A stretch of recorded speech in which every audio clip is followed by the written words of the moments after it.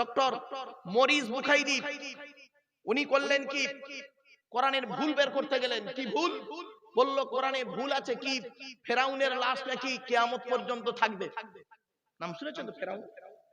ফেরাউনের লাশ কিয়ামত পর্যন্ত থাকবে। ডক্টর মরিস বুখাইরি উনি করলেন কি, গবেষণা শুরু করলেন কোরআনের ওই আয়াতকে নিয়ে। 11 পারায় সূরা ইউনূসের আয়াতকে নিয়ে গবেষণা করলেন। কখন?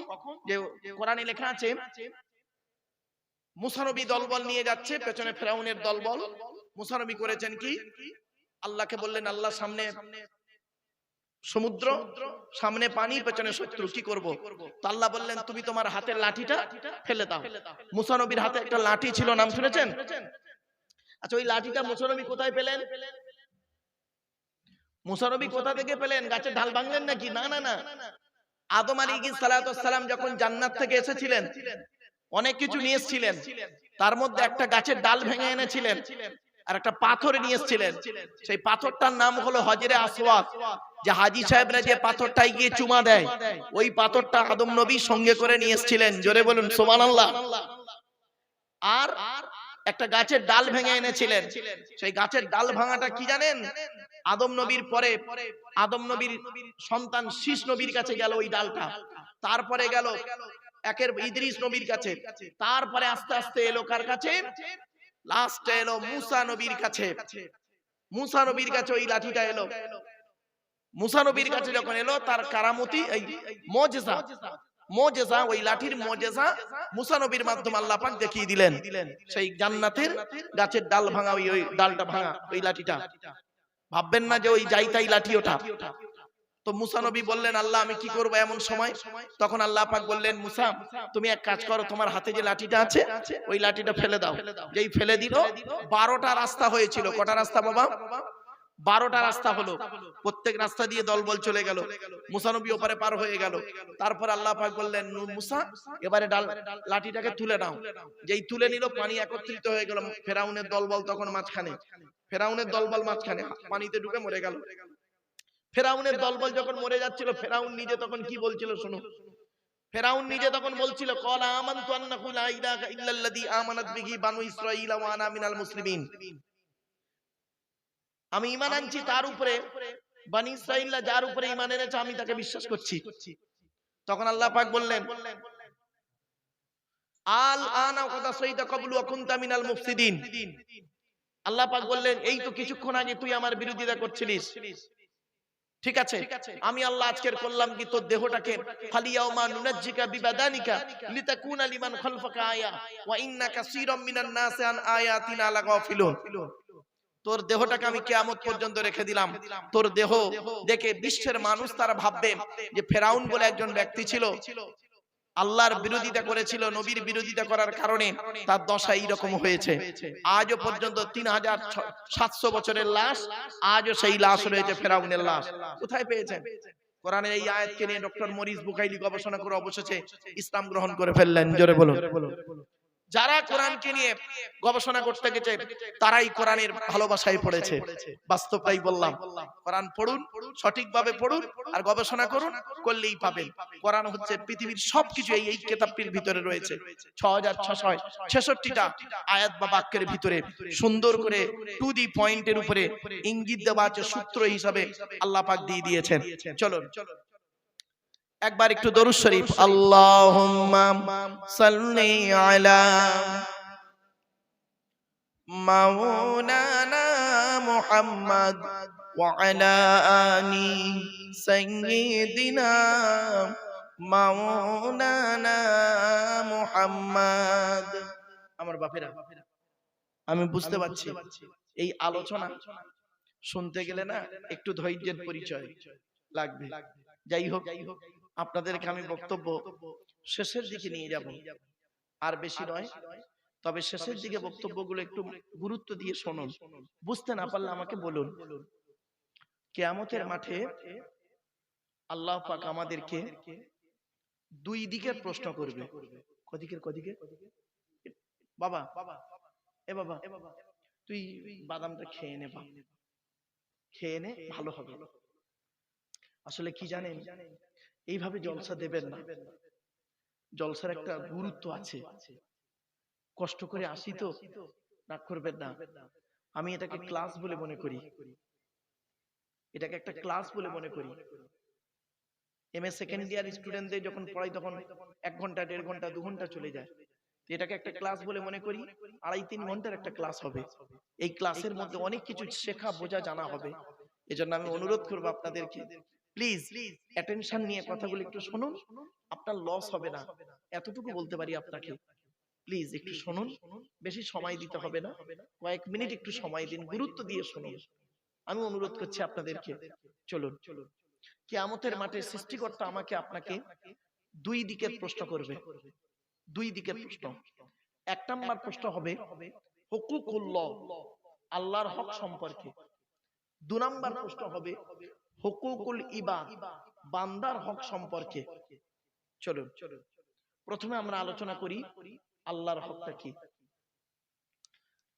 এই আলোচনা মাথায় রাখুন, এর মাঝখানে একটা ছোট্ট একটা টপিক বের করে আনি অ্যাটেনশন হওয়ার জন্য। এই মাসটার নাম ছিল রজব মাস, তাই তো? আল্লাহর নবী মেরাজে গিয়েছিলেন, তাই তো? আরে ভাই বলুন না, কথা বলবেন না। জান্নাত জাহান্নাম দেখলেন, তাই তো? তো জান্নাতে কি দেখলেন, জাহান্নামায় কি দেখলেন, সংক্ষেপে একটু দয়া করে একটু শুনে যান।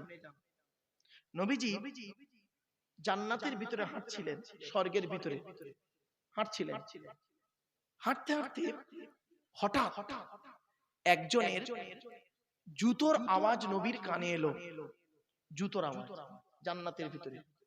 নবীজি মনে মনে ভাবলেন, স্বর্গের ভিতরে জান্নাতের ভিতরে জুতোর আওয়াজ কার রে? নবীজি বলছেন, আমি ঘুরে তাকিয়ে দেখি সামিতু খসখসাতান আমামি ফিল জান্নাতি ফাইজান বেলালুন, বেলালেরই জুতোর আওয়াজ। আল্লাহর নবী পরে বেলালকে জিজ্ঞাসা করলেন, বেলাল পৃথিবীতে কি এমন কাজ করেছো তোমার জুতোর আওয়াজ আমি জান্নাতে শুনতে পেলাম? বেলাল ঝরঝর করে কাঁদছে। বেলাল কি বলছে জানেন? সংক্ষেপে বলে দিচ্ছে, শুনে নিন, মা বোনেরাও শুনুন। বেলাল বলছে, হে নবী, পৃথিবীতে তেমন কোনো কিছু করতে পারিনি আমি, তবে 2টো কাজ করি। কি? 1 নাম্বার, জীবনে কোনোদিন বেশিক্ষণ নাপাক অবস্থায় থাকি না। ভাষা বুঝতে পারলেন? নাপাক অবস্থায় আমি বেশিক্ষণ থাকি না। বলছে কি করো? বলছে, হে নবী, দেহ থেকে যখন নাপাক হয়ে যায় তখন অজু গোসল তায়াম্মুম যেটার প্রয়োজন সেটা করে আমি সঙ্গে সঙ্গে নাপাক থেকে পাক হয়ে যাই। কেন? কারণটা কি? বলছে, আমি ওই নাপাক অবস্থায় যদি মারা যাই, নাপাক দেহ নিয়ে, অপবিত্র দেহ নিয়ে সৃষ্টিকর্তার সামনে কিভাবে দাঁড়াবো? আর আপনি কি করেছেন? স্বামী স্ত্রী রাত 12টার সময় নাপাক হয়েছেন, পরের দিন বেলা 2টোর সময় গোসল করছেন বাজার ঘুরে এসে, এই নাপাক দেহ নিয়ে বাজার করলেন, সবকিছু করে এসে আপনি কাজ করছেন, গোসল করছেন। আবার কি? গোসলের 3টে ফরজ, গড়গড়া সহ কুল্লি করা, নাকের নরম গোস্ত পর্যন্ত পানি পৌঁছানো, সারা শরীরটা ভালো করে ধৌত করা, 3টি আদায় করলেন না, আপনি পাক হয়ে গেলেন। আগে নাপাক থেকে পাক হন, 1 নাম্বার। 2 নাম্বার, নবী বেলাল বলছেন, হে নবী, আমি নাপাক থেকে পাক হয়ে মসজিদে নববীতে ঢুকে 2 রাকাত তাহিয়াতুল ওযুর নামাজ আদায় করি। এই নাপাক শব্দটা যখন এলো, শুনে নিন, আল্লাহর নবী একদিন রাস্তা দিয়ে যাচ্ছে কিছু সঙ্গীকে নিয়ে, 2 কবরের মাঝখানে নবী দাঁড়িয়ে গেলেন। বুখারীর হাদিস, 2 কবরের মাঝখানে দাঁড়িয়ে গেলেন নবীজি। নবীজি বলেন, এই দাঁড়াও দাঁড়াও দাঁড়াও দাঁড়াও দাঁড়াও, সব দাঁড়াও দাঁড়াও। এই 2 কবরবাসীর জন্য আমার একটু দোয়া চাইবো আল্লাহর কাছে। কবরবাসীদের উদ্দেশ্যে জলসা না? হ্যাঁ, কবরে ঢুকবেন তো? ঢোকার আগে শুনে নিন, যারা গেছে একবারও ফিরে আসেনি, যদি একটা ফিরে আসতো না, একজন 1 পিস এই কাপন পরা অবস্থায় যদি এসে মাইকের সামনে বলতো, ভাই রে এত মার মারছে, কোনো ব্রেক দিচ্ছে না, কথায় কথায় মারছে, সবকটা জলসার প্যান্ডেলে ঢুকে যেত, মসজিদ আর ভর্তি হয়ে যেত। চলুন, এই বিশ্বাসটার নাম হলো ঈমান। চলুন, নবীজি বললেন, দোয়া করলেন নবীজি, নিজে কাঁদলেন, সাহাবীদেরকেও কাঁদালেন। মোনাজাত শেষ, নবীজি বললেন, এই ওই খেজুর গাছ না ওটা? জি। খেজুর গাছের দুটো ডাল ভেঙে আনো তো। খেজুর গাছের দুটো ডাল ভেঙে আনা হলো। নবীজি করলেন কি, দুটো কবরে দুটো খেজুর গাছের ডাল পুঁতে দিলেন। আপনাদের এলাকায় কবরে খেজুর গাছের ডাল পোঁতেন? এই হলো ইতিহাসটা, শুনে নিন, এই প্রথম ইতিহাস। এখন সাহাবীরা সঙ্গে যারা ছিলেন তারা বললেন, হে নবী, আপনি দয়া করে একটু খুলে বলুন। হঠাৎ দুই কবরের মাঝখানে দাঁড়ালেন, কাঁদলেন, কাঁদালেন, আবার দুটো খেজুর গাছের ডাল পুঁতে দিলেন কেন? নবীজি বললেন, শোনো, এই দুই লোকের কবরে কঠিন শাস্তি হচ্ছে, আল্লাহ আমাকে দেখাচ্ছেন, আমি দেখতে পাচ্ছি। তখন একজন ব্যক্তি বললেন, হে নবী, পৃথিবীতে এই দুই ব্যক্তি কি এমন কাজ করত যাদের জন্য কবরে শাস্তি পাচ্ছে?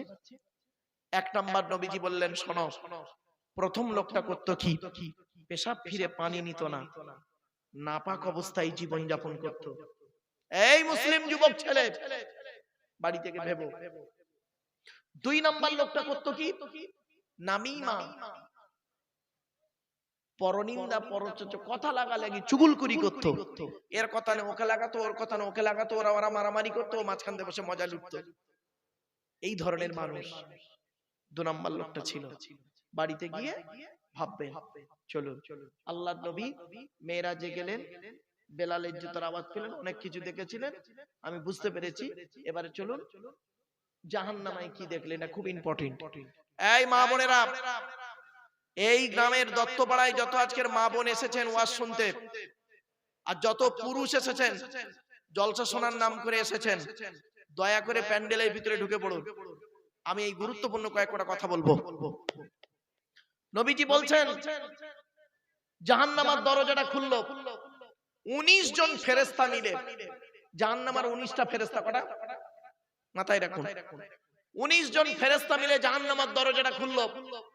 খুলতেই আমি দেখতে পেলাম জাহান্নামের গেটে, জাহান্নামের গেটে যাদেরকে দেখতে পেলাম, যুবক যুবতীদের লজ্জাস্থান থেকে পূজার রক্ত বেরোচ্ছে, আর তারা খুব চিৎকার করছে। আল্লাহর নবী বললেন, আমি জিবরাইলকে জিজ্ঞাসা করলাম, মান হাউলাকি ইয়া কি জিবরাইল, ও ভাই জিবরাইল, এরা কারা? জিবরাইল বললেন, এরা আপনার উম্মত। বলে, এদের অপরাধটা কি? জিবরাইল বললেন, এরা হলো পৃথিবীতে জেনাকারী, ব্যভিচারকারী নারী আর পুরুষ। হে জলসা কমিটি, জলসা দেন ভালো কাজ, কিন্তু দয়া করে জলসা দেওয়ার আগে মেলা বসাবেন না। আর 2 নাম্বার কথা বলে যাচ্ছি, অনুরোধ করছি আপনাদেরকে, জলসা কমিটি স্ট্রং হয়ে একটাই কথা বলবেন, যত মেয়ে ছেলে এসেছে প্রত্যেক মেয়েকে বলবেন, দয়া করে আপনি আপনার প্যান্ডেলে যান, নইলে বাড়ি চলে যান। পুরুষদেরকে বলবেন, দয়া করে আপনি প্যান্ডেলে যান, নইলে বাড়ি চলে যান। কেন? যদি আজকের এই জলসায় কোন যুবক যুবতী ব্যভিচার করে, আর ওই ব্যভিচারের পাপের বোঝা ওই যুবক যুবতীর বাম্মার ঘাড়ে পড়বে, জলসা কমিটিরও ঘাড়ে পড়বে।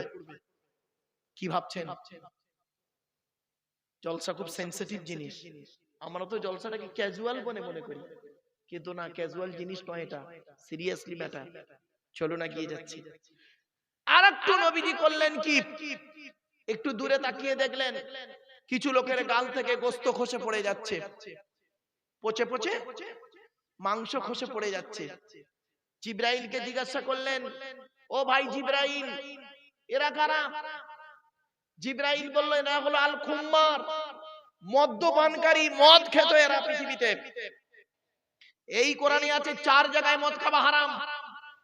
হযরত মুহাম্মদ সাল্লাল্লাহু আলাইহি সাল্লামের জামানায় কোন মানুষ যদি মদ খেয়ে মাতলামি করত, 40 গা বেত মারা হতো। হযরত আবু বকর সিদ্দিক রাদিয়াল্লাহু তাআলা আনহুর জামানায় মদ খেয়ে যদি কেউ মাতলামি করত, 40 গা বেত মারা হতো। কিন্তু হযরত উমারের যুগ যখন এলো, কোন ব্যক্তি যদি মদ খেয়ে মাতলামি করত, 80 থেকে 100 গা বেত মারা হতো তাকে। আপনি কি ভাবছেন? এরই নাম কোরআন, অ্যাকর্ডিং টু ইসলামিক ল, আল্লাহর বিধান। শুধু তাই নয়, ব্যভিচার করা তো দূরের কথা, ব্যভিচারের ধারে বাড়ে তোমরা যেও না, কোরআন বলছে। ব্যভিচার করলে কি শাস্তি? মা বোনেরা শুনে নিন, রাসূলুল্লাহ বলেছেন কোরআনের দলিল, আয-যানিয়াতু ওয়াজ-যানি ফাজলিদু কুল্লা ওয়াহিদিন মিনহুমা মিয়াতা জালদা। ব্যভিচারকারী নারী হোক আর পুরুষ হোক, নো কনসিডার, নো কনসেশন, কোনো দয়া মায়া চলবে না, 100টা বেত মারা হবে। যুবক যুবতী যদি ব্যভিচার করে, এই ছেলে এই জেনা না করে বিয়ে করো। বিয়ে করলে আল্লাহ খুশি হয়, শয়তান নারাজ হয়। আর জেনা করলে, ব্যভিচার করলে শয়তান খুশি হয়, আল্লাহ নারাজ হয়। তুমিই সিদ্ধান্ত নাও কোনটা করবে।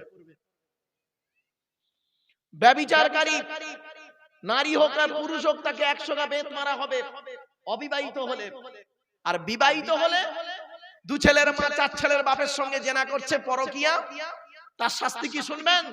তার শাস্তি হলো কোমর পর্যন্ত পুঁতে দিয়ে দুধ থেকে পাথর মারতে মারতে মেরে ভালো। কোথায় আছেন আপনি? আপনি ভাবলেন কি ব্যভিচার করে বসে আছেন, আপনি বুড়ো বয়সে হজ করে এসেছেন বলে কি সব মাফ হয়ে গেল না? কে বললো? পাপের ডায়েরিতে আপনার নামটা লেখা আছে, এটা মনে রাখবেন। চলুন এগিয়ে যাচ্ছি। মুহাম্মদ সাল্লাল্লাহু আলাইহি সাল্লাম বললেন, আর একটু দূরে আমি তাকালাম, আর একটু দূরে তাকিয়ে দেখছি আর একটা আশ্চর্য ঘটনা দেখলাম। কি? ফেরেশতারা করেছে কি, কিছু মানুষের জিভগুলো টেনে ধরে আগুনের কাঁচি দিয়ে কাটছে। তারা খুব চিৎকার করছে। আমি জিবরাইলকে জিজ্ঞাসা করলাম, মান হাউলা কি জিবরাইল, ও ভাই জিবরাইল এরা কারা? জিবরাইল বললেন, এরা হলো আপনার উম্মত। নবী মুহাম্মদ সাল্লাল্লাহু আলাইহি ওয়াসাল্লাম বললেন, আমার উম্মত? কি এমন অপরাধ করেছিল পৃথিবীতে যাদের জিভগুলো টেনে ধরে আগুনের কাঁচি দিয়ে কাটে? জিবরাইল বলেছিলেন, হে নবী, আপনি কি জানেন আপনার উম্মতের ভিতরে কোন শ্রেণীর উম্মতেরা? বলছে না।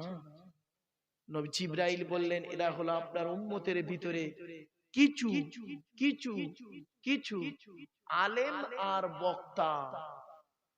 কিছু আলেম আর বক্তা। আল্লাহর নবী বললেন, আমি তো পৃথিবীতে বলে এসেছিলাম, আল উলামাউ ওয়ারাসাতুল আম্বিয়া, আলেমরা হলো নবীদের ওয়ারিস, উত্তরাধিকারী। তো এদের অবস্থা এমন কেন? এদের অপরাধটা কি? জিবরাইল বললেন, এদের অপরাধ হলো মারাত্মক। এরা লোককে বড় বড় ভালো ভালো কথা বলতো। এরা স্টেজে গিয়ে লোককে বলতো, তোমরা নামাজ পড়ো, রোজা রাখো, হজ করো, যাকাত দাও, পিতামাতার সেবা যত্ন করো, ভাই ভাই মিলেমিশে চলো, স্ত্রীর হক আদায় করো, ছেলে মেয়ের দায়িত্ব পালন করো। আর ও নিজেই 5 ওয়াক্ত নামাজ পড়তো না, ও নিজে রোজা রাখতো না, ও নিজেই ব্যভিচার করতো। শুধু তাই নয়, ও লোককে বলতো বাম্মার ভাত দাও, ওর নিজের বাম্মাকে ভাত দিত না। ও লোককে বলতো স্ত্রীর হক আদায় করো, ও নিজের ওর স্ত্রীর হক আদায় করতো না। এই জন্য কিয়ামতের মাঠে ওদেরকে জাহান্নামে ফেলে জিভগুলো টেনে ধরে আগুনের কাঁচি দিয়ে কাটা হচ্ছে। ইয়া আইয়ুহাল্লাযীনা আমানু লিমা তাকুলুনা মা লা তাফআলুন কাবুরা মাকতান ইনদাল্লাহ আন তাকুলু মা লা তাফআলুন। 28 নম্বর পারা 10 নম্বর পৃষ্ঠা 12 নম্বর লাইন, সূরার নাম সূরা সফের 2-3 নম্বর আয়াতে আল্লাহ বলছেন, হে ঈমানদার বান্দাগণ, ওগুলি কেন তোরা লোককে বলিস যেগুলি তোরা নিজেরা করিস না? কাবুরা মাকতান ইনদাল্লাহ, আল্লাহর কাছে অপছন্দনীয় জিনিস ওই সমস্ত। আনতাকুলু, তোরা লোককে বলে বলে বেড়াস, মা লা তাফআলুন, যেগুলি তোরা নিজেরা করিস না। এরপরে আল্লাহ বলছেন, এই আব্দুল্লাহ কিলিমারু, তুই নিজে আগে জাহান্নামের আগুন থেকে বাঁচ, তোর স্ত্রী ছেলে মেয়েকে জাহান্নামের আগুন থেকে বাঁচা। ইয়া আইয়ুহাল্লাযীনা আমানু কু আনফুসাকুম ওয়া আহলিকুম নারা। 28 নম্বর পারার 19 নম্বর পৃষ্ঠার 12 নম্বর লাইন, সূরার নাম সূরা তাহরীমের 6 নম্বর আয়াত। হে ঈমানদার বান্দাগণ, তোরা নিজে আগে জাহান্নামের আগুন থেকে বাঁচ, স্ত্রী ছেলে মেয়েকে জাহান্নামের আগুন থেকে বাঁচা। ও দত্তপাড়ার মানুষেরা শুনে নিন, বাবাজি ঠিক বললাম তো কি? বাবা দত্তপাড়ার মানুষেরা শুনে রেখে দিন, আপনাদের তো বিচার কমই হয়ে যাবে। আপনাদের জিজ্ঞাসা আল্লাহ কম করবে, ধরবে তো আমাকে কিয়ামতের মাঠে। আপনাদের কি কি প্রশ্ন করবে আল্লাহ শুনে নিন। আল্লাহ বলবেন, এদিকে আয়, এদিকে আয়, তুই আমাকে বিশ্বাস করতি? আপনারা বলবেন, হ্যাঁ।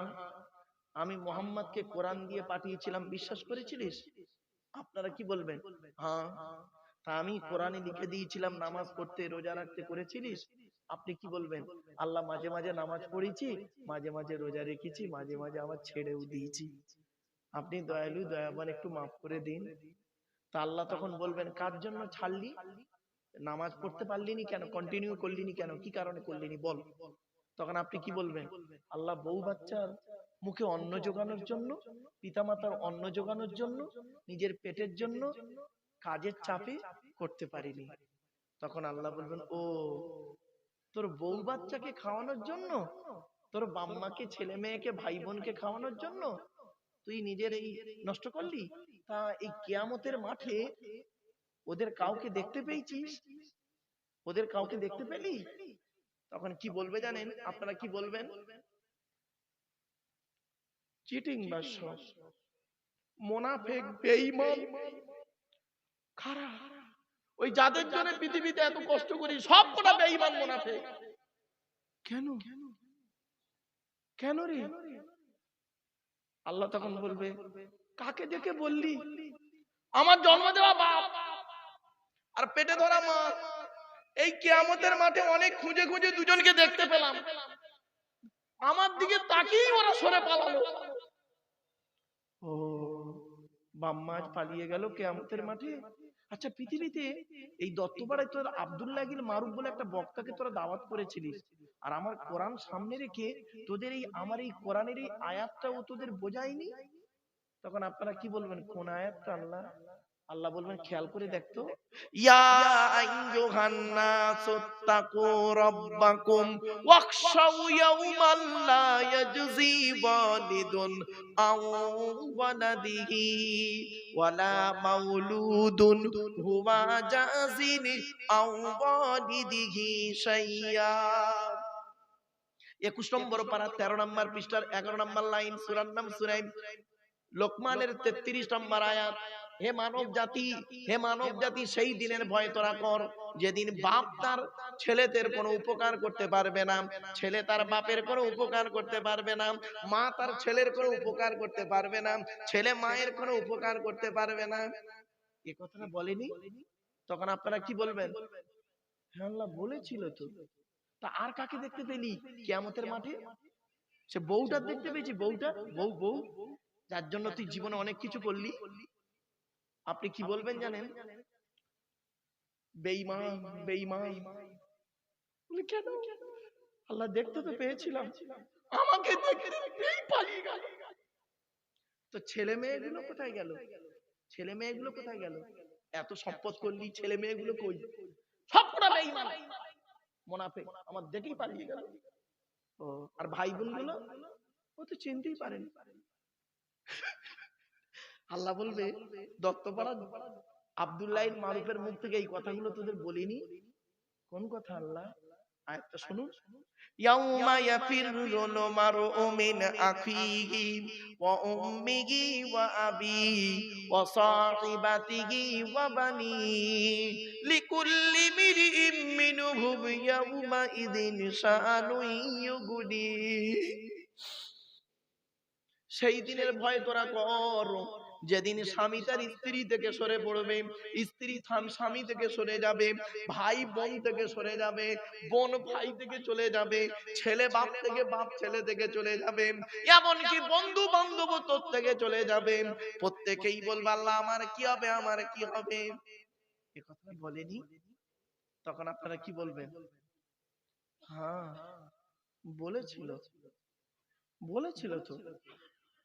ক্বালু বালা, হ্যাঁ বলেছিল, ওয়ালাকিন হাক্কাত কালিমাতুল আযাবি আলাল কাফিরিন। আমার বাপেরা, আপনারাই তখন বলবেন, আল্লাহ বলেছিল, কিন্তু আমরা ঠিক মানিনি, জানেন, মানতে পারিনি। আল্লাহ বলবে, এবার কি হবে? কি হবে বল, তুই নিজেই বল, তুই নিজেই বল, কি হবে তোর অবস্থা? কি জবাব দেবে সেই দিন? এখানে বসে বসে ভাবুন, যারা কবরে ঢুকেছে ওরা এখন টেনশনে আছে, ওরা টেনশনে আছে যেগুলো ঢুকে গেছে। আর আপনারা এখানে জীবিত আছেন, এখন কিছু খেয়াল পড়ছে না। যেদিন চোখ দুটো বন্ধ হয়ে যাবে, খাঁচা থেকে প্রাণ পাখিটা উড়ে যাবে, দেখবেন আর কোনো কিছুই থাকবে না। এই জীবন শুরু হয়েছিল আমাদের এইভাবে, দেখুন এইভাবে। আল্লাহ বলছে মায়ের পেট থেকে যেদিন এলি তোর হাত দুটো ছিল এইরকম মুঠো মারা, আর মরে যাবি যেদিন হাত দুটো আর মুঠো মারা থাকবে না, তখন সোজা হয়ে গেছে, সোজা হয়ে গেছে। কাপনের পকেট নেই। পৃথিবীতে যে কদিন বাঁচবি, টাকা পয়সা গুলো, ধন সম্পদ গুলোকে ভালো রাস্তায় ব্যয় করে চলে যা। শুধু তাই নয়, এ জীবন শুরু হয়েছে আমাদের 150 টাকায়, এ জীবন শেষ হবে 1500 টাকায়। মায়ের পেট থেকে যখন এলেন, সব থেকে দামি কাপড়টা যে কিনে দিয়েছিল বাপ, নিজে পড়তে পারেননি, অন্যই পরিয়ে দিয়েছিল। এ জীবন শুরু হয়েছিল 150 টাকায়। আর যেদিন মারা যাবেন, নাম হলো তার কাপন, তার দাম হবে 1500 টাকা, খুব বেশি হলে। নিজে পড়তে পারবে না, অন্যই পরিয়ে দেবে। কোথায় আছেন? যেদিন মায়ের পেট থেকে এলাম, হিন্দু, মুসলিম, জৈন, ব্রাহ্মণ, খ্রিস্টান, কুলি, সাঁওতাল, বাগদি, দুলে, প্রত্যেকের একটাই নাম ছিল, কি জানেন? শিশু। কি বললাম? শিশু। আর যেদিন আমরা মারা যাব, প্রত্যেকের একটাই নাম, কি বলুন তো? লাশ। কি বললাম? আগে চলে গেছে বাঁশ। এই হাসছেন, বাঁশ দুই রকমের হয়। একটা বাঁশ যায় চাপা দেবার জন্য, আর একটা বাঁশ যায় পেটাই দেবার জন্য। বাবা, শ্মশানে কোনোদিন মরা পড়ানো দেখেছেন? বাড়িতে গিয়ে ভাববেন। কবরে দেখেছেন? দুটো বাঁশ, দুই রকমের বাঁশ, একই জিনিস, দুটো কাজে ব্যবহার হয়। কোথায় আছেন আপনি? মায়ের পেট থেকে যখন আমরা এলাম, আমাদের আসার রাস্তা হলো একটা, বাপের পৃষ্ঠ হতে, মায়ের পেটে থেকে, ঠিক না বেঠিক? যাওয়ার রাস্তা কিন্তু আলাদা। কেউ যায় শ্মশানে, কেউ যায় কবরে, কেউ যায় গর্তে। বাড়ি থেকে ভাববেন। কেউ আবার বাঘের পেটে, হাঙরের পেটে হয়ে গেল। এখানে বসে বসে ভাবুন, এখানে বসে বসে ভাবুন। ভাবার নাম ওয়াজ। শুনে বুঝে প্র্যাকটিক্যাল করুন। চলুন এগিয়ে যাচ্ছি, সোনার লোকের অভাব রে বাপ, চলুন এগিয়ে যাই। এবার আসছি, আল্লাহর নবী মেরাজ এইগুলো দেখলেন। আপনাকে প্রশ্ন করতে হবে, জবাব দিতে হবে আপনাদেরকে। এখানে যত হিন্দু মুসলিম প্রত্যেকেই আপনারা দাঁড়িয়ে বসে আছেন, প্রত্যেকের জবাব দিতে হবে, কিন্তু 10টা প্রশ্নের উত্তর দিতেই হবে। 10 রকম প্রশ্নের উত্তর দিতেই হবে পুরুষদেরকে। এই 10 রকম প্রশ্ন পুরুষদের হবে, এর উল্টো হবে নারীদের। কি কি? 1 নাম্বার, কিয়ামতের মাঠে আল্লাহ বলবেন, এই এদিকে আয়, স্বামী হিসাবে কতটা দায়িত্ব পালন করেছিস? এখানে যত স্বামী আছেন, বাড়িতে গিয়ে ভাববেন স্ত্রীর কতটা দায়িত্ব পালন করেছেন। 2 নাম্বার, পিতা হিসাবে কতটা দায়িত্ব পালন করেছিস? এখানে যারা বাপ হয়েছেন, জন্ম দেওয়া ছেলে মেয়ে জন্ম দিয়েছেন, কতটা দায়িত্ব পালন করেছেন, বাড়ি থেকে ভাববেন। 3 নাম্বার, ভাই হিসাবে কতটা দায়িত্ব পালন করেছিস? বোনের ফারাইজি অংশগুলো দিয়েছিলিস? 4 নাম্বার, ছেলে হিসাবে কতটা দায়িত্ব পালন করেছেন? পিতামাতার হক আদায় করেছেন? আগে ভালো ছেলে হন, পরে ভালো জামাই হবেন। আমরা এখানে যা আছি, ভালো জামাই হতে পেরেছি, ভালো ছেলে হতে পারিনি। আমার শ্বশুর আমাকে বলে আমার জামাই খুব ভালো, আমার শাশুড়ি আমাকে বলে আমার জামাই খুব ভালো। আর আমার জন্ম দেওয়া বাপটা কি বলে জানেন? ও জন্ম দিয়ে পাপ করেছি। পেটে ধরা মাটা কি বলে শুনবেন? পেটে ধরে ভুল করেছি। কেন? বাড়ি থেকে ভাববেন।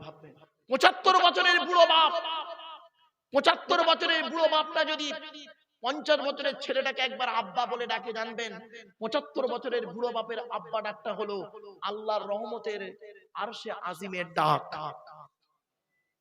বাড়ি থেকে ভাববেন। 5 নাম্বার হলো চাচা হিসেবে কতটা দায়িত্ব পালন করেছেন। এখানে যদি চাচা বা কাকা বসে আছেন, বাপ মারা গেছে, চাচা বেঁচে আছে, ছোট ছোট ভাইপোদের সম্পত্তি নিজের নামে রেকর্ড করে নিয়ে বসে আছেন, তাই না? চলুন কবরে, ওই মাঠে দেখা হবে। 6 নাম্বার হলো খুব ইম্পর্টেন্ট, দুলা ভাই হিসাবে যারা আছেন। কি ভাই বলেন? দুলা ভাই বলেন না বোনাই বলেন? কোনটা? দুটা। এই বোনাইদের আর দুলা ভাইদের যে কি করবে আল্লাহ কিয়ামতের মাঠে, তোদের চ ওই মাঠে চ। শালির সঙ্গে খুব ইয়ারকি মারা না? শালির সঙ্গে খুব ইয়ারকি মেরেছিলে না? কিয়ামতের মাঠে তোমার মতো বোনাইকে জাহান্নামায় দেওয়া হবে। এই দুলাভাই আর বোনাইয়ের সঙ্গে আরেক পিস আছে, সেই পিসটার নাম শুনুন, দেওর। কি বললাম? খতরনাক জিনিস, খতরনাক। আল্লাহ, এই মা বোনেরা শুনে নিন, আল্লাহর নবীর কাছে একদিন নারী জাতিরা এসেছে, এসে বলছে, হে নবী, পৃথিবীতে আমরা কাকে বেশি ভয় করব বলুন? আল্লাহর নবী বললেন, তোমরা মরণকে ভয় করো। এই দেওর না ভাসুর কোনটা? এ পালাচ্ছে নাকি? আসবে, ও আসবে, ছেলে ভালো। আর কয়েক মিনিট বাপ একটু ধৈর্যের পরিচয় দিন। শোনেন, বাস্তব বলছি আপনাদেরকে, নবীজি বলেছেন দেওর থেকে দূরে সরে থাকো, মৃত্যুর মতো দেওরকে ভয় করো। এখানে অনেক দেবর আছে, দেবর কি হিন্দু কি মুসলিম, ভাবিদের সঙ্গে যত নোংরা নোংরা ইয়ার কি করে, হারাম হারাম হারাম। এবার আসছি 7 নাম্বার, 6 নাম্বার হলো 7 নাম্বার, খালু। খালার বরকে কি বলেন? এখানে যত খালু আছে ওদের ব্যবস্থা যে কি হবে, চলো। এর সঙ্গে আরেক পিস আছে, ফুপুর বরকে কি বলেন? জামাই বাবু, ফুপা। 8 নাম্বারটা খুব ইম্পর্টেন্ট, খুব ইম্পর্টেন্ট, খুব ইম্পর্টেন্ট, মামা। এখানে যত হিন্দু মুসলমান মামা আছে, মামা, এই মামাদেরকে আল্লাহ কিয়ামতের মাঠে ধরবে। এদিকে আয়, তোর বোনের স্বামীটা অ্যাক্সিডেন্টে মারা গেল, দুটো ছোট ছোট বাচ্চা রেখে। ঈদের সময়, পূজোর সময় তুই কি করেছিলিস? তোর বউ বাচ্চার জন্য ভালো ভালো কিনবি, আর ভাগনা ভাগ্নির খবর নিলি না। তোর মতো মামা আজকের জাহান্নামী নরকবাসী। বাড়ি থেকে ভাবলেন। 9 নাম্বার হলো দাদু। দাদু বুড়োগুলো ধরবে, বুড়োগুলো, দাদু যারা আছেন দাদু ধরবে। শোনেন, আল্লাহ বলবেন, এদিকে আয়। তো 4টে ছেলে দিয়েছিলাম, বড় ছেলেটা চাকরি করতো না, প্রচুর টাকার মালিক ছিল বড় ছেলে। বড় ছেলের ছেলেকে তুই বেশি করে লজেন কিনে দিতি, বিস্কুট কিনে দিতি। আর ছোট ছেলেটা টোটো চালাতো, তার ছেলেকে তো একবার দেখলিনি। তোর মতো দাদুর নামাজ রোজা হজ কিছুই কবুল করবো না। বাড়ি থেকে ভাববেন। 10 নাম্বার হলো নানা। নানা যারা আছে, নানা, এখানে এই নানাগুলো ধরবে। এদিকে তোর আমি 4টে মেয়ে দিয়েছিলাম, বড় জামাইটা অফিসার বলে, বড় জামাইয়ের ছেলে মেয়ে যখন আসতো তখন তুই ভালো আনন্দ করে খাওয়াতি, ভালো দেখতি। হ্যাঁ, বড় জামাই যখন তার বউ বাচ্চাকে নিয়ে আসতো, আর মেজ জামাইটা গরিব চাষি, চাষ করতো, ও বেচারা যখন আসতো বউ বাচ্চা নিয়ে তখন কোনো গুরুত্ব দিতি কিনা? তোর মতো নানা হলো আজকের জাহান্নামী, জাহান্নামী, জাহান্নামী। বাবা, শুধু গালে দাড়ি আর মাথায় টুপির নাম যদি জান্নাতি হতো, তাহলে এই কিতাবটা পাঠানোর দরকার ছিল না। আল্লাহ একটা কাগজে লিখেই পাঠিয়ে দিতেন, আল্লাহ পাক 5 ওয়াক্ত নামাজ পড়বি, গালে দাড়ি রাখবি, রোজা করবি, আর টুপি মাথায় দিবি, তুই জান্নাতি। এত সহজ নয়। চলুন ওই মাঠে দেখা হবে যে মাঠে কেউ কারোর উপকার করবে না। চলুন একটা প্রশ্ন করছি, আচ্ছা বাবা, কালো রং তৈরি করার মালিক কে? জোরে বলুন। আল্লাহ। আর ফর্সা রং তৈরি করার মালিক কে? এত আল্লাহওয়ালা লোক এখানে বসে আছে, আমার জানা ছিল না। এই মুসলমান হিন্দুর বাচ্চারা, মুসলমানের বাচ্চা, হিন্দুর বাচ্চারা, কালো রং তৈরি করার মালিক যদি আল্লাহ হলো, ফর্সা রং তৈরি করার মালিক যদি আল্লাহ হলো, তাহলে কালো মেয়েকে বিয়ে করতে গেলে কেন এক্সট্রা 20,000 টাকা লাগে? তোমার বাপের শ্মশান কেনার কাঠ কম পড়েছে বুঝি? তোমার বাপের কাপড় কেনার কাপড় কম পড়েছে বুঝি? কবরে চলো। বাংলায় একটা কথা আছে, নদীর জল ঘোলা ভালো, জাতের মেয়ে কালো ভালো। কি ভাবছেন? আমার অনেক মা বোন আছে, নারীদের শুনে নিন। নবীজির কাছে একদিন নবীজি বলছেন, তোমাদের বাড়িতে কয় শ্রেণীর মেয়ে ছেলে আছে বলো? নবীজি বললেন, সাহাবীরা বললেন, হে নবী, আমাদের বাড়িতে 6 শ্রেণীর, এই 4 শ্রেণীর মেয়ে ছেলে আছে। কয় শ্রেণীর? 4 শ্রেণীর মেয়ে ছেলে। মা বোনেরা শুনে নিন, কে কে? মা, বোন, মেয়ে, বউ, 4 শ্রেণীর মেয়ে ছেলে। তো নবীজি বললেন, তোমরা কি করে বুঝবে এই 4 শ্রেণীর মেয়ে ছেলে জান্নাতি না জাহান্নামী? তখন সব চুপ। নবীজি বললেন, শোনো, যে সমস্ত মেয়েদের মধ্যে কমসে কম 6টা অভ্যাস থাকবে, ছটা অভ্যাস থাকবে যে মেয়ের মধ্যে। ওই মেয়ে ছেলে যত নামাজ পড়ুক, রোজা রাখুক, হজ করুক, পর্দা করুক, ও জাহান্নামী, জাহান্নামী, জাহান্নামী। 6 শ্রেণীর মেয়ে ছেলে। আপনার বাড়িতে আছে কিনা দেখুন, আপনার বইয়ের মধ্যে আছে কিনা দেখুন, মেয়ের মধ্যে আছে কিনা, মায়ের মধ্যে, বোনের মধ্যে আছে কিনা দেখুন। এই ছটা অভ্যাস। 1 নাম্বার নবী বললেন ওই মেয়ে ছেলে হলো জাহান্নামী নারী, যে মেয়ে ছেলে স্বামীর সঙ্গে যখন কথাবার্তা বলে মেজাজ দিয়ে কথা বলে। অনেক মা বোন আছে দেখবেন পাড়ার লোকের সঙ্গে কথা বলে মিষ্টি ভাষায়, আর স্বামীর সঙ্গে যখন কথা বলে মেজাজ দিয়ে কথা বলে। ওই নারী যত নামাজ পড়ুক, রোজা রাখুক, হজ করুক, ও হলো জাহান্নামী নারী। অনেক মেয়ে ছেলে আছে দেখবেন ও দেখতে সুন্দরী, স্বামীর দেখতে গায়ের রং কালো। আবার অনেক নারী আছে দেখবেন বড় লোকের মেয়ে, স্বামী গরিবের ছেলে। আবার অনেক নারী আছে দেখবেন এমএ পাস মেয়ে, স্বামী হলো 8 ফেল, অহংকারে ফেটে পড়েছে। ওরে নারী, যৌবন যতদিন আছে ততদিন তোমার, সৌন্দর্য যতদিন আছে ততদিন তোমার টানবে, ভালোবাসবে। আর এমন একটা সময় আসবে 40 বছর পার হয়ে গেলে দেখবে তখন আর কেউ কাউকে ভালো রূপ দেখে না, গুণ নিয়ে ভালোবাসা থাকে। কোরআন বলছে ওয়াজআলা বাইনাকুম মাওয়াদ্দাতাম ওয়া রাহমা, স্বামী স্ত্রীর মহব্বতকে আল্লাহ দয়া, মায়া, মমতা, ভালোবাসায় পরিণত করেছে। এজন্য বউকে ভালোবাসুন। ছোট্ট একটা ঘটনা আপনাদেরকে বলি। কালো মেয়ের একটা কথা আপনাদের অনুরোধ করে যাচ্ছি। লোকটার নাম ছিল কি জানেন? আমের বিন আনাস। কি বললাম লোকটার নাম? আমের বিন আনাস। উনি করেছেন কি, একটা মেয়েকে বিবাহ করেছেন। বাসর, সংক্ষেপে বলছি, হাতে টাইম নেই। বাসর রাতে বা ফুলসজ্জার রাতে গিয়ে দেখছেন মেয়েটির গায়ের রংটা অত্যন্ত কালো। উনি করলেন কি, মনটা বড় খারাপ। স্ত্রী জিজ্ঞাসা করছে প্রাণের স্বামী, মনটা কেন খারাপ? আজকের জীবনের প্রথম রাত। তখন মনটা খারাপ করে বলতে পারছে না, ঘর থেকে বের হয়ে গেছে, বারান্দায় দাঁড়িয়ে আছে। ওই নারী করেছেন কি, বারান্দায় এসে স্বামীকে অনুনয় বিনয় করে ভিতরে নিয়ে যাবার চেষ্টা করেন, কিন্তু বারে বারে কিন্তু পছন্দ মোটে হয় না, যেহেতু স্ত্রীর গায়ের রংটা অতটা ভালো নয়। মেয়েটি বলেছিলেন আল্লাহ রাব্বুল আলামিন কালো রং, ফর্সা রং তৈরি করার মালিক আল্লাহ। আল্লাহ যার তকদিরে যেটা লিখে রেখেছে সেটাই তো সেই করবে। ব্যাস, অনেক অনুনয় বিনয় করার পরে যখন বাসর হয়ে গেলেন, রাতটা কাটালেন, পরের দিন সকালবেলা বাড়ি ছেড়ে উনি চলে গেলেন। 20 বছর পরে স্ত্রীর কথা মনে পড়েছে।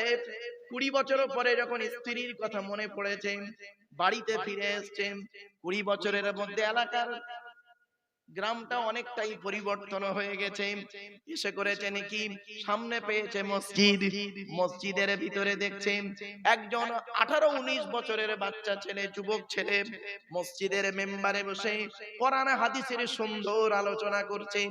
এলাকার মানুষগুলো, মসজিদ ভর্তি লোক, মনোযোগ সহকারে শুনে যাচ্ছে। বক্তব্য শেষ হয়ে যাবার পরে উনি করেছেন কি, পাশের একজন ব্যক্তিকে বলছেন, ভাই এই যে ছেলেটি সুন্দর আলোচনা করেছে, এই ছেলেটির পরিচয়টাকে একটি বলুন। লোকটি বলল, এই ছেলেটি হলো বর্তমান সময়ের সবথেকে বড় আলেম, ইনি হলেন ইমাম মালিক রাহমাতুল্লাহ। বলে ওনার বাপের নাম কি? বলে ভাই ওর বাপের কথা জিজ্ঞাসা করো না। বাপ আর মায়ের বিবাহ হলো, কয়েকদিনের মধ্যে ওর বাপ বাড়ি ছেড়ে চলে গেল, আর বাড়ি ফেরে না।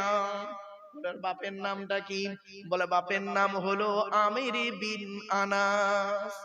সঙ্গে সঙ্গে চমকে উঠেছে। বক্তব্য শেষ হয়ে গেছে, মসজিদ থেকে সব লোক বাড়ির পথে, উনিও বাড়ির পথে যাচ্ছেন। এবার আমির বিন আনাস করেছেন কি, গিয়ে বলছে আসসালামু আলাইকুম। সালাম দিয়ে বলছে, মা বোনেরা শুনে নিন, সালাম দিয়ে বলছে, যা কোথায় বাড়ি বাবা? বলছে এই জায়গায় বাড়ি। বাপের নাম কি? বলছে আমার বাপের নাম আমির বিন আনাস। তখন বলছে তোমার আব্বা কোথায়? বলে আমার আব্বার খবর কি বলবো, মায়ের মুখ থেকে শুনি আমার আব্বা বিবাহের কয়েকদিন পরে এলাকা ছেড়ে চলে গেছেন, আর বাড়ি ফেরেনি। মায়ের কাছ থেকে শুনেছি বাপের কথা, তবে আমি আল্লাহর কাছে দুটো দোয়া চাই। এক নাম্বার বলি, আল্লাহ আমার বাপ যদি পৃথিবীতে মারা যায়, আল্লাহ তাকে জান্নাতুল ফেরদাউস নসিব করিও। আর যদি আল্লাহ আমার বাপ পৃথিবীতে জীবিত থাকে, জীবনে কোনো না একদিন আমার সঙ্গে দেখা করিয়ে দিও। তখন আমের বিন আনাসের চোখ থেকে ঝরঝর করে পানি পড়ছে। হযরতে আমের বিন আনাস করেছেন কি জানেন? ছেলেকে নিয়ে যাচ্ছেন কিন্তু পরিচয় দেয়নি। বলছে তোমার বাড়িতে আমাকে একটু নিয়ে যাবেন। বলে চলুন। গেটের কাছে গিয়ে বলছেন এটাই আমার বাড়ি। তখন বলছে বাবা আমি তোমার বাড়ির ভিতরে যাব না, তুমি তোমার মাকে গিয়ে সালাম দিয়ে বলবে বাইরে একজন লোক আপনাকে সালাম দিয়েছে। আর একটা কথা বলবেন, আপনি যাকে ঘৃণা করছেন আল্লাহ হয়তো তার মধ্যে ভালো কিছু রেখেছে। রাখতে পারে না? এই কথাটুকু গিয়ে বলবেন। হযরতে ইমাম মালিক রাহমাতুল্লাহ আলাইহি ঘরের ভিতরে গিয়ে বলছেন আম্মা জান, বাহিরে একজন ভদ্রলোক এসে আপনাকে সালাম দিয়েছেন আর একটা কথা বলেছেন, আপনি যাকে ঘৃণা করছেন তার মধ্যে আল্লাহ হয়তো অনেক কিছু ভালো রেখে দিতে পারে। এই কথা বলার সাথে সাথে ইমাম মালিকের মায়ের চোখ থেকে অঝর নয়নে পানি পড়ছে। বলছে মা কাঁদেন কেন, লোকটিকে কি চেনেন নাকি? ইমাম মালিকের মা বলছে বাবা চিনি চিনি, খুব ভালো রকম লোকটাকে চিনি। ওই লোকটা অন্য কেউ নয়, উনি হলেন তোমার আব্বা জান, সসম্মানে বাড়ি আনো। কি বুঝলেন? কালোর সম্মান কোথায় আল্লাহ দিয়েছে আপনি তো জানেন না। এজন্য নারীর গায়ের রং কালো ফর্সাটা বড় ব্যাপার নয়। নারী হলো কি জানেন, নারীর গুণটাই হলো বড় জিনিস। এই জন্য কথাটা বলেছিলাম, নদীর জল ঘোলা ভালো, জাতের মেয়ে কালো ভালো। দুই নাম্বার নবীজি বললেন কি? দুই নাম্বার নবীজি বললেন ওই নারীরা হলো জাহান্নামে যাবে। আমার মা বোনরা শুনে নিন, যে নারী স্বামীর দুর্নাম বদনাম অন্যের কাছে করে বেড়ায়। তিন নাম্বার হলো ওই নারীর প্রতি আল্লাহর গজব পড়বে। যে নারী স্বামী থাকতে অন্য পুরুষের সঙ্গে পরকীয়ায় লিপ্ত হয়। চার নাম্বার হলো ওই নারী জাহান্নামী নারী, নামাজ পড়ে রোজা রেখে যাবেন। যে নারী বিনা কারণে স্বামীর বিছানা ছেড়ে দিয়ে অন্য বিছানায় রাত কাটায়। পাঁচ নাম্বার হলো ওই নারী নামাজ পড়ে রোজা রেখে জাহান্নামে যাবে। যে নারী স্বামীর পরিবারের সঙ্গে খারাপ আচরণ করে। অনেক মেয়ে ছেলে আছে দেখবেন স্বামীকে খুব ভালোবাসে, স্বামীর বাম্মাকে দেখতে পারে না, স্বামীর ভাই বোনকে দেখতে পারে না। ও নারী হলো জাহান্নামী নারী। আমার একটা ভাই আছে, ভাই বলতে কি আমি একলা বাপের একটা ছেলে, মানে খুব অন্তরঙ্গ ভাইয়ের মতোই সে। তার আব্বা মা আমাকে অত্যন্ত ভালোবাসে। এই পাশেই বাড়ি, জাহাঙ্গীর ভাই বলে আপনারা জেনেন অনেকে, মানে ভাইয়ের মতোই ভালোবাসি তাকে, খুব ভালোবাসেন আমাকে। তাই আমি যখন আসি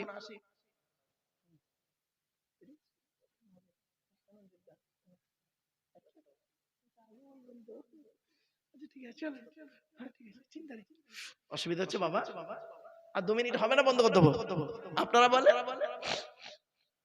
চলেন বাবা, এরপরে আসছি 4 নাম্বার হলো, 5 নাম্বার ওই নারী জাহান্নামী নারী, যে নারী কি করে জানেন? যে নারী স্বামীর পরিবারের সঙ্গে খারাপ আচরণ করে। 6 নাম্বার হলো ওই নারী জাহান্নামী নারী, যে নারী তার স্বামীকে বলে তোমার সঙ্গে বিয়ে হয়ে আমার জীবনটা নষ্ট হয়ে গেছে। খবরদার মা বোনদের বলি, মা জীবনে কোনোদিন স্বামীর সঙ্গে খারাপ আচরণ করিও না। মনে রেখো, একজন ছেলে, একজন বাপ আর মা, বাপ আর মায়ের পার্থক্য কতটুকু জানেন? আসমান আর জমিন পার্থক্য, আসমান আর জমিন পার্থক্য। কোথায় আছেন? আরে মা বাচ্চাটাকে পেটে রাখতে পারে 10 মাস 10 দিন, আর বাপ বাচ্চাটাকে সারাটা জীবন মাথায় করে রাখে। ঠিক না বেঠিক? মা বাচ্চাকে কত দূর কোলে নিতে পারে? খুব বেশি হলে কাঁধ পর্যন্ত, মাথাটা বুকে লাগিয়ে দিয়ে বুক মানে কোমর পর্যন্ত বাচ্চাটাকে নিতে পারে। কিন্তু বাপ বাচ্চাটাকে কোথায় নেয় দেখবেন? মাথার উপরে কাঁধে করে নেয়। তার মানে বাপ বলতে চায়, ওরে বেটা, আমি জানা দেখতে পাচ্ছি, তুই আমার কাঁধে বসে তার থেকে অনেক দূর দেখতে থাক। বাপ কি বুঝতে পারছেন আমার ওয়াজ? বাপ কি জিনিস বাড়িতে গিয়ে ভাববেন। এজন্য যাদের বাম্মা পৃথিবীতে বেঁচে আছে, জীবনে কোনোদিনই বুড়ো বুড়ি বাম্মাকে কাঁদাবেন না। এই কোরআনে আছে, আল্লাহর নবীদের পরই স্থান হলো বাপ আর মায়ের। 16 জায়গায় আছে বাম্মার সেবা করতে বলেছে কোরআনে, 16 জায়গায়। কথা বলবো, টাইম নেই, চলুন। আল্লাহ, একজন পুরুষ যদি 4 জনকে খুশি করে জান্নাতি। 1 নাম্বার পুরুষ, তুমি তোমার রব আল্লাহকে খুশি করো। 2 নাম্বার পুরুষ, তুমি তোমার নবীকে খুশি করো। 3 নাম্বার পুরুষ, তুমি তোমার জন্মদাতা বাপকে খুশি করো। 4 নাম্বার পুরুষ, তুমি তোমার পেটে ধরা মাকে খুশি করো। এই 4 জনকে যদি কোনো পুরুষ খুশি করতে পারে, ওই পুরুষ হলো জান্নাতি। একজন নারী 3 জনকে খুশি করলে জান্নাতি। একজন নারী, হে নারী, তুমি তোমার রব আল্লাহকে খুশি করো, কোরআন মোতাবেক জীবন যাপন করো। 2 নাম্বার নারী, তুমি তোমার নবীকে খুশি করো, নবীর হাদিস মোতাবেক জীবন যাপন করো। 3 নাম্বার নারী, তুমি তোমার স্বামীকে খুশি করো। শুনে রেখে দিন, কোন নারী যদি স্বামীর জন্য সাজে, কোন নারী যদি স্বামীর জন্য সাজে, আর ওই স্বামী যদি বাড়ি আসে, এসে স্ত্রীকে দেখে যদি একটু খুশি হয়ে হেসে পালে, একটা নফল